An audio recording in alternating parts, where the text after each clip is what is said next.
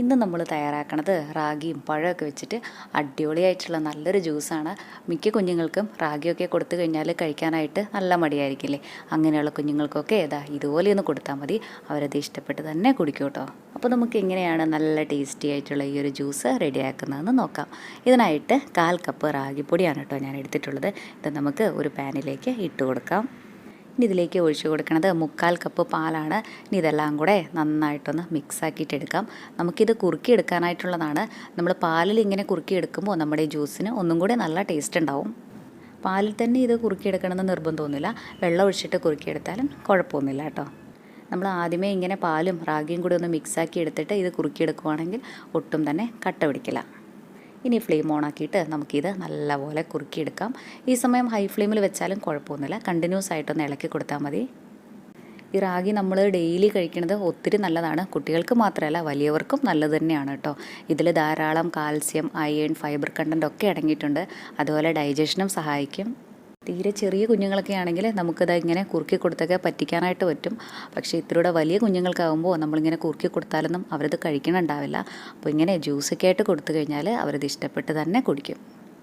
2-3 മിനിറ്റൊക്കെ തന്നെ മതിയാകും. അപ്പോഴേക്കും നമുക്ക് ഇതുപോലെ കുറുകി കിട്ടും. ഈ ഒരു പാകമായാൽ മതി. ഇനി നമുക്ക് ഫ്ലെയിം ഓഫ് ചെയ്യാം, എന്നിട്ടിത് വേറൊരു പാത്രത്തിലേക്ക് മാറ്റാം. നമ്മളിവിടെ കുറുക്കിയെടുത്തിട്ടുള്ള റാഗിയില്ലേ, അതിപ്പോൾ നല്ലപോലെ തണുത്തിട്ടുണ്ട്. തണുത്ത ശേഷം ഇത് മിക്സിയുടെ ജാറിലേക്ക് അങ്ങ് ഇട്ട് കൊടുക്കാം. ഒപ്പം തന്നെ ഇതിലേക്ക് നല്ലോണം പഴുത്തിട്ടുള്ള 2 റോബസ്റ്റ പഴം ചെറുതായിട്ട് കട്ട് ചെയ്തതും കൂടെ ഇട്ട് കൊടുക്കാം. ഞാനിപ്പോൾ എടുത്തിട്ടുള്ളത് ചെറിയ പഴമാണ്, അതുകൊണ്ടാണ് കേട്ടോ ഞാൻ 2 ചേർത്തിയത്. നിങ്ങൾ എടുക്കുന്നത് വലിയ പഴമാണെങ്കിൽ 1 മതിയാകും.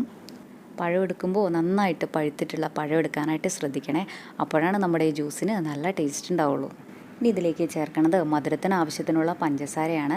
ഞാനിവിടെ 2 ടേബിൾ സ്പൂൺ പഞ്ചസാര ചേർക്കുന്നുണ്ട്. നമ്മൾ ഈ ചേർത്തിട്ടുള്ള പഴത്തിനും നല്ല മധുരം ഉണ്ടാവും. അപ്പോൾ മധുരമൊക്കെ നമ്മുടെ ടേസ്റ്റിനനുസരിച്ചിട്ട് കൂടുതലോ കുറവോ ഒക്കെ ചേർക്കാം. ഇനി അടുത്തതായിട്ട് ഇതിലേക്ക് ഒഴിച്ചു കൊടുക്കുന്നത് 2 കപ്പ് നന്നായിട്ട് തണുപ്പിച്ചെടുത്തിട്ടുള്ള പാലാണ്. നമ്മൾ പാക്കറ്റിലൊക്കെ വാങ്ങിക്കണ പാലില്ലേ, അതെല്ലാം തന്നെ പാസ്ചറൈസ്ഡ് മിൽക്കായിരിക്കും. നമുക്കത് ഡയറക്റ്റ് തന്നെ ഉപയോഗിക്കാനായിട്ട് പറ്റും. പക്ഷേ ഇപ്പോൾ നിങ്ങൾ എടുക്കുന്നത് വീടുകളിൽ നിന്നൊക്കെ വാങ്ങിക്കണ പാലാണെങ്കിൽ അത് നന്നായിട്ട് തിളപ്പിച്ചിട്ട് വേണം കേട്ടോ തണുപ്പിച്ചെടുക്കാനായിട്ട്. ഇനി നമ്മുടെ ഈ ജ്യൂസിന് ഒന്നും കൂടി നല്ല ടേസ്റ്റ് കിട്ടാനായിട്ട് ഇതിലേക്ക് ചേർക്കുന്നത് 5 രൂപയുടെ ചെറിയൊരു പാക്കറ്റ് ബൂസ്റ്റാണ്. ബൂസ്റ്റും കൂടെ ചേർത്തിട്ട് ഈ ഒരു ജ്യൂസ് റെഡിയാക്കുമ്പോൾ കുടിക്കാനായിട്ടൊന്നും കൂടെ നല്ല ടേസ്റ്റ് തന്നെ ഉണ്ടാവും.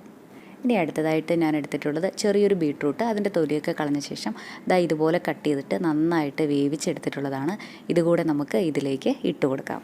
ബീട്രൂട്ട് ചേർക്കുമ്പോൾ നല്ലപോലെ വേവിച്ചിട്ടൊന്ന് ചേർക്കാനായിട്ട് ശ്രദ്ധിക്കണേ. നമ്മളിങ്ങനെ ബീട്രൂട്ട് ചേർക്കണതുകൊണ്ട് 2 ബെനിഫിറ്റാണുള്ളത്. ഒന്ന്, നമ്മുടെ ജ്യൂസിന് നല്ല കളറുണ്ടാവും. രണ്ടാമത്തേത്, നമ്മൾ കുട്ടികൾക്കൊക്കെ ബീട്രൂട്ട് കൊടുത്തു കഴിഞ്ഞാൽ കഴിക്കാനായിട്ട് നല്ല മടിയായിരിക്കില്ലേ. അങ്ങനെയുള്ള കുഞ്ഞുങ്ങളെയൊക്കെ നമുക്കത് ഇങ്ങനെ കഴിപ്പിക്കാൻ പറ്റും. നമ്മുടെ ഈ ഒരു ജ്യൂസിന് നമ്മൾ ചേർത്തിട്ടുള്ള ബീട്രൂട്ടിൻ്റെയോ റാഗിയുടെയോ ഒരു ഫ്ലേവറും തന്നെ ഉണ്ടാവില്ല. പകരം ബൂസ്റ്റിൻ്റെയും ചെറുതായിട്ട് നമ്മൾ ചേർത്തിട്ടുള്ള പഴത്തിൻ്റെയും ഫ്ലേവറാണ് കേട്ടോ ഇതിന് മുന്നിട്ട് നിൽക്കുക. കുടിക്കാനായിട്ട് നല്ല ടേസ്റ്റ് തന്നെ ഉണ്ടാവും. ഇനി ഇതെല്ലാം കൂടെ നല്ലപോലെ ഒന്ന് അടിച്ചെടുത്ത് കഴിഞ്ഞാൽ നമുക്കിത് സെർവിങ് ഗ്ലാസ്സിലേക്ക് ഒഴിച്ചു കൊടുക്കാം. ഇത്രേ ഉള്ളൂ നമ്മുടെ സൂപ്പർ ടേസ്റ്റി ആയിട്ടുള്ള ഈ ഒരു ജ്യൂസ്.